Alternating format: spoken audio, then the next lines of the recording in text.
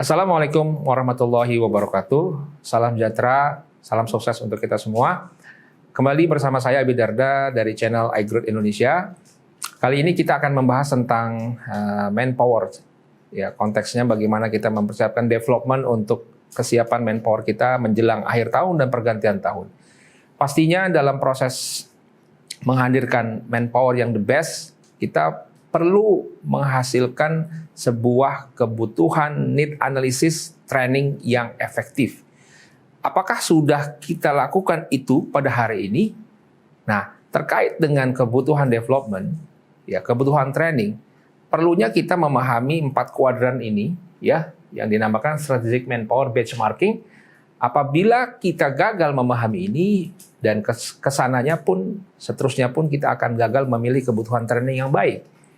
Ya, jadi ada 4 kuadran di sini yang perlu saya jelaskan bahwa perlunya kita pengukuran, perlunya kita melakukan assessment pada kebutuhan next, ya, kebutuhan development, kebutuhan untuk melakukan training dan sebagainya.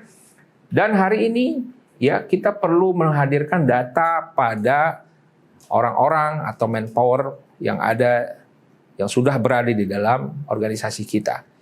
Di kuadran pertama kita lihat, kita harus punya data apakah dari sisi compatibility maupun ability, ya, seluruh orang-orang yang ada di perusahaan kita sudah dipastikan fit.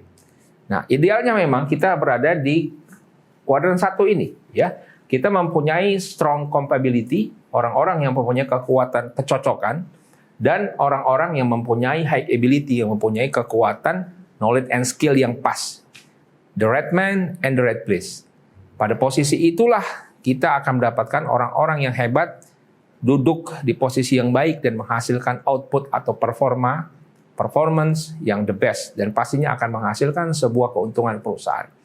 Tetapi ada kalanya perusahaan juga menghasilkan orang-orang yang berada di kuadran 2. Yaitu orang-orang yang berada pada strong compatibility tapi low ability. Nah, pada konteks pengelolaan sumber daya manusia, pastinya hal ini akan lebih mudah karena compatibility mereka baik, kecocokan mereka baik, tapi hanya sedikit hal terkait knowledge and skill mereka yang kurang oke. Dan itu dalam dunia HR pastinya akan sangat mudah untuk mendongkrak terkait ability, knowledge and skill mereka. Lalu ada juga orang pada posisi, ya, weak compatibility dan high ability. Nah, inilah PR pertama yang sering terjadi pada setiap organisasi, ya, bahwa konteks pada kebutuhan ability mereka, knowledge and skill mereka the best, tetapi mereka ada masalah, ada sesuatu, ada gap pada compatibility. Pastinya ini yang perlu kita hasilkan datanya. Dan jangan juga sampai kita ke hal yang paling buruk, yaitu kemampuan compatibility mereka rendah dan ability atau kemampuan knowledge mereka rendah. Inilah yang sangat kita hindari. Untuk itu, pertama yang harus kita hindari adalah bagaimana kita tidak sampai pada hal yang ini. High ability, ya, kemampuan knowledge mereka bagus, tetapi compatibility mereka buruk. Nah, pertanyaannya, bagaimana mengukurnya? Bagaimana kita mendapatkan hasil dari ukuran itu untuk kita melakukan treatment? Paling mudah memang kita menemukan hal-hal yang terkait ability, ya, knowledge and skill. Sangat mudah, hal-hal yang tersurat.